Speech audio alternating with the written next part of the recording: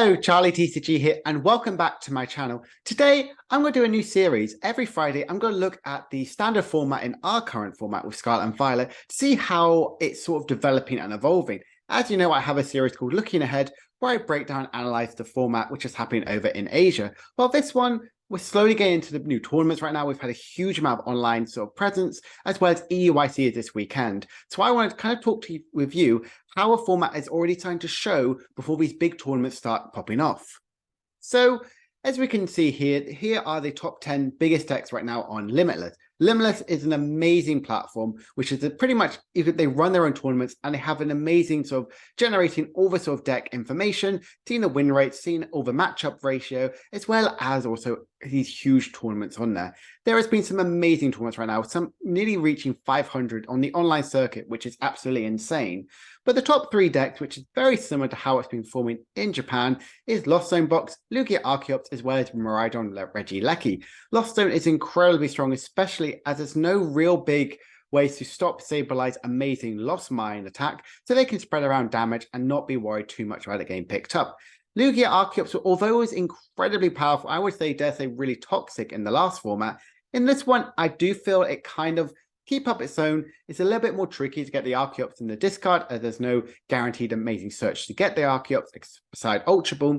But with stuff like Professor Barnett, with the amazing flipping cards like Captain Roma, Mesagoza, and Luminion, you can try and potentially get the turn 2, and the single strike package is just incredibly powerful to get those big one-hit KOs. Miraidon EX, although it doesn't have the best win rate, it has one of the strongest abilities ever printed in the game, so it's amazing for getting set up. It's very reliant on having VMAXs to do the big one-hit KOs, so it could be very vulnerable in that sort of state. So that's why it's a bit slow to keep up.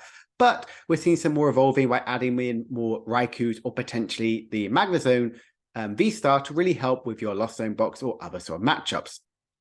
Looking at the rest of the top sort of 10 decks, we're seeing very similar sort of ones. We're seeing Gardevior, we're seeing Lost Zone Giratina, and some big surprise ones like Italian Urshavu is really, really powerful and have a win rate of 52%.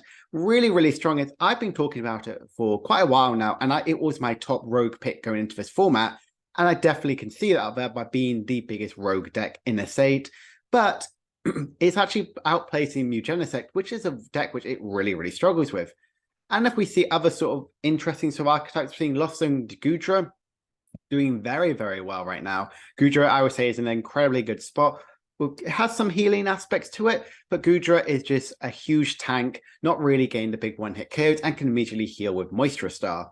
And a deck which people had loads of hype going into the format, especially in Japan, it really died down and didn't really see any play, was Gardevoir Mewtwo. So Mewtwo V-Union, this incredibly strong Pokemon, which can do 300 damage or spread 16 damage counters or do some healing, not being affected. It's just really, really good that people are trying in it because it can be discarded with Curly's refinement ability.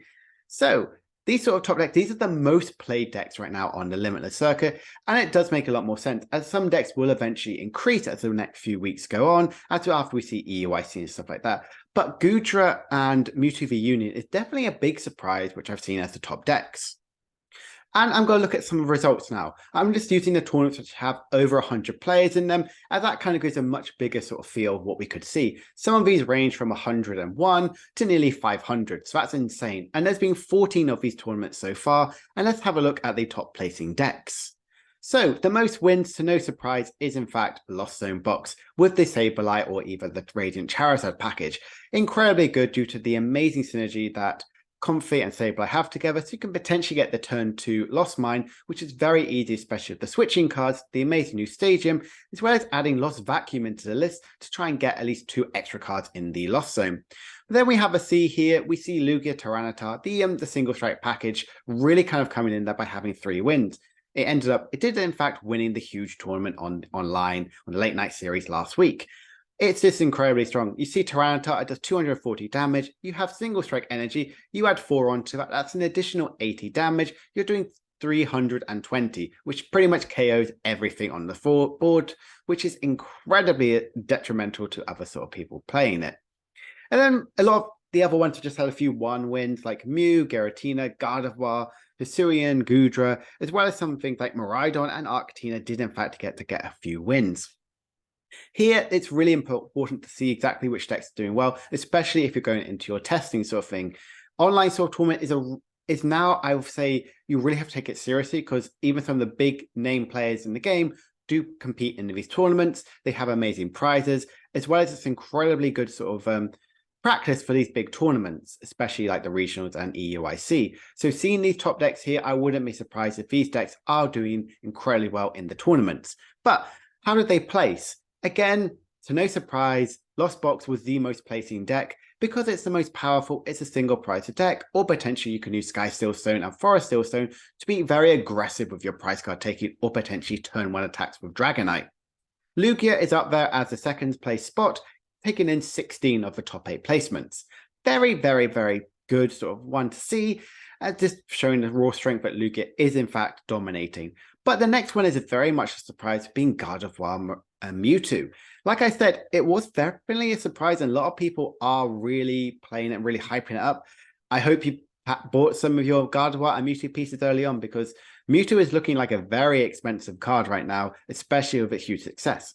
But how will this impact EUIC? We need to really see that before we invest in this Gardevoir Mewtwo deck. It's doing really well online, which is really good to see. We're seeing a new archetype, which we haven't really seen in Japan as well. So I'd really like to see that, especially taking quite a few of the good top cuts placements. And then Giratina Comfy, although not getting the results that it deserves, it is still doing pretty well at the number 7 spot. There were some other interesting sort of decks which did in fact make some top cuts, stuff like Shadow Rider, Dialga, and even Miraidon all sort of managed to get in there as some fun and interesting top cuts. Again, this is really helpful to see, as these decks have placed the most. We need to look back at its matchups. You need to look at not like its win rates, but also see how well it did in the big sort of tournaments, so we can really analyze that if you want to use it in your own sort of playstyle lists. So I now want to talk a little bit about some of the top decks to look out for. Decks that potentially have done well in these tournaments and could be a little bit of the under the radar, but definitely something to watch out for. I'm going to look at right now Shadow Rider Calyrex. This deck was definitely an incredibly dominant deck, but then cards like Mew and Arceus really pushed it away, and it never really saw the light of day. But right now, it's in a really decent spot. With its amazing Underwater Door and its amazing attack, it can draw so many cards and energy accelerate on the board. But what I really like about this list is the use of Klefki. Having Klefki in the active, you can really help your Lost Zone matchup, as well as your Miraidon and even your Mew matchup. So they can really try and push to be a much stronger sort of way. So you can do some setup as well as set up the board while really locking your opponent out from playing anything.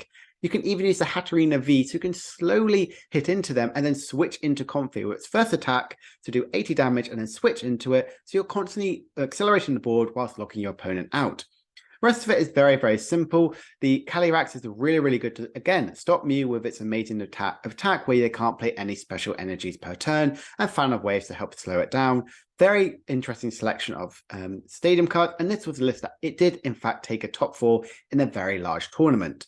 So definitely a deck to watch out for. Shadow Rider could potentially see very good play in EUIC. It was definitely a deck which I put on the radar a couple of weeks ago to look out for, so it's good to see that it is seeing some evolving in our sort of meta. Another one which I've kind of talked so much about is this Inteleon Urshavu deck. This is a list which is really dominating, very surprising in these online circuits. It has a positive win rate, it does incredibly strong with its damage output, and your Inteleon can really, really help with sniping damage, so you can use Medicham V to get those big one-hit KOs and potentially an extra prize and extra turn. Urshavu, yes, is very sort of weak, especially to Mew and Gardevoir, if you can see how powerful these decks are and performing well. Urshavu is very difficult, so you will have to change to have Inteleon, but Urshavu does help in the Miraidon sort of instance. The 2 Drapions is kind of good. That is how you help with your Mew matchup, and potentially even the Mirror, as you can use this to attack, but it also is very kind of vulnerable. The rest of it is very, very simple. You do play the Energy Retrieval to get the energies back, and Clara as well. Very, very love this sort of list. I think it's incredibly good to see some initiative that Urshavu and Inteleon is back. I do think this could be something to watch out for, because it does help in your Lost Zone matchup quite well, but it can really struggle against some of the other sort of decks. And if Mewtwo V-Union really is going to be a big contender in this sort of meta, this is something which you need to consider if you want to really risk it, either playing with Inteleon or going with Urshavu. And the last one I really want to talk about is a card which I've obviously mentioned a lot, is this Mewtwo V-Union list, which did in fact get a win. I think it's kind of a very interesting sort of way. You have the Sky Steel Zone, so you can really help with Mewtwo V-Union and Zacian to get those extra prizes. But everything else is very, very simple. What you can see, we've seen the Klefki, we've seen Mew, which we have seen going in and out of the Gardevior list over in Japan. And the rest of the supporter account obviously is very different. And you really want to go heavy on the research to try and get the Mewtwo V-Union out as quickly as possible, because it doesn't require as many energies as a Gardevior or Zacian V does. It really is definitely a very prominent deck, which you really need to think if this is a deck you want to invest in. Because it's doing so well on online events, we need to see if it performs as well on the big sort of stage. So after EUIC, we can really see, is Mewtwo V-Union Gardevoir the best way to play it, or do we go back to the Zacian, Cresselia, and heavy on the regular Gardevoir to go damage with there before we get the Drifloon? Really, these three decks are ones which have really surprised by performing as well as they have on these sort of big stage, and see if they can keep up. But with all that being said, we're going to see a huge impact this weekend of EUIC.